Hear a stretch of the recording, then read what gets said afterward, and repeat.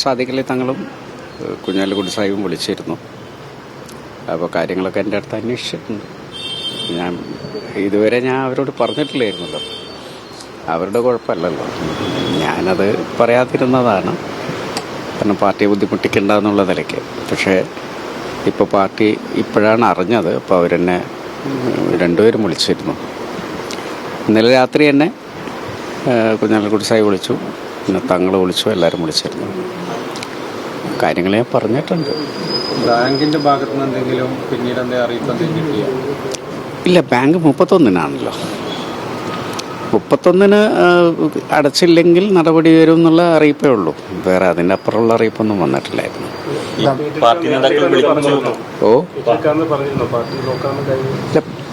Party നിങ്ങൾ നീ പ്രയാസപ്പെടണ്ടെന്ന് പറഞ്ഞു കഴിഞ്ഞാൽ ഞാൻ വിചാരിക്കുന്ന പാർട്ടി എന്തോ ആലോചിക്കുന്നുണ്ടാവുമല്ലോ. എന്തായാലും തീർച്ചയായിട്ടും അത്തരം ഘട്ടങ്ങളിൽ എനിക്ക് എപ്പോഴും തുണ എന്ന് പറയുന്ന പാർട്ടി തന്നെയല്ലേ. കാരണം ഇത്രയും കാലം എനിക്ക് MLA എന്നുള്ള നിലക്കും മന്ത്രി എന്നുള്ള നിലക്കും ഒക്കെയുള്ള സാലറി കിട്ടിയിട്ടുള്ളത് പാർട്ടിയെ കൊണ്ടല്ലേ.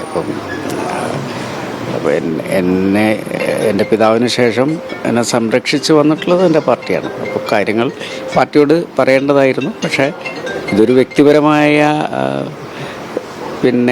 ലോണ് ഞാൻ എടുത്തതുകൊണ്ട് പിന്നെ പാർട്ടിയെ അതിൽ ബുദ്ധിമുട്ടിക്കേണ്ടതില്ല എന്നുള്ള രീതിയിലായിരുന്നു എൻ്റെ നിലപാട്. ഇത്തരം കാര്യങ്ങൾ ആരോടും വ്യക്തിപരമായ കാര്യങ്ങൾ പറയാറില്ല. അങ്ങനെ ഒരു സ്വഭാവം എനിക്കില്ലാത്തതുകൊണ്ടാണ്. പക്ഷേ ഇതിൽ നിന്ന് വാർത്തകളൊക്കെ വന്നു.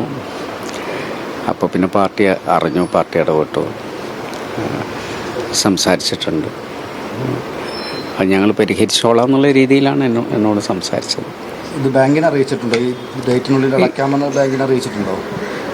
അല്ല, ഞാൻ പിന്നെ ബാങ്കിനെ ബന്ധപ്പെട്ടില്ല. കാരണം 31 ഇനിയിപ്പം 31-ന് മുമ്പല്ലേ അറിയിക്കേണ്ടതുള്ളൂ. അടക്കാൻ പറ്റുമോ ഇല്ലേ എന്നുള്ളതാണല്ലോ ബാങ്കിനെ അറിയിക്കേണ്ടത്. ആകെ അറിയിക്കേണ്ടത് അടക്കാൻ പറ്റും എന്ന്, അല്ലെങ്കിൽ നിങ്ങൾ 31-ന് വന്ന് ജപ്തി ചെയ്തോ എന്നുള്ളത്. രണ്ട് മറുപടിയുള്ളത്.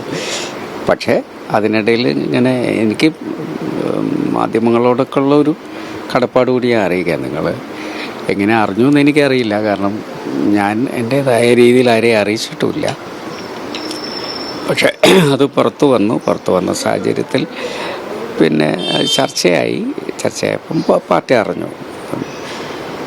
അല്ലാതെ എനിക്ക് ഈ കാര്യം പോയി പാർട്ടിയോട് പറയുക എന്ന് പറയുന്നത് ഒരു പ്രയാസമുള്ള കാര്യമാണ്. കാരണം പാർട്ടി അറിയാത്തൊരു കാര്യത്തിന് പാർട്ടിയെ അതിലേക്ക് വലിച്ചഴക്കേണ്ടിയില്ല എന്നുള്ളതായിരുന്നു എൻ്റെ ഇതുവരെയുള്ള നിലപാട്. പക്ഷേ പാർട്ടി വന്നാൽ പിന്നെ അത് നിഷേധിക്കുന്ന ഒരു പാരമ്പര്യവും നമുക്കില്ലല്ലോ. അപ്പോൾ അവർ നോക്കട്ടെ. പക്ഷേ എന്നെ പല ഭാഗത്തുനിന്നും ഈ സമയത്ത് പല ആളുകളും വിളിച്ചിരുന്നു.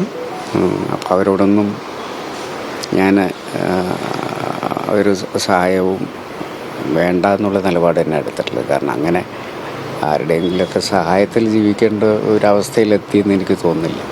പാർട്ടിയുള്ള കാലത്തോളം, ഈ പാർട്ടിയിൽ അംഗമായിരിക്കുന്ന കാലത്തോളം.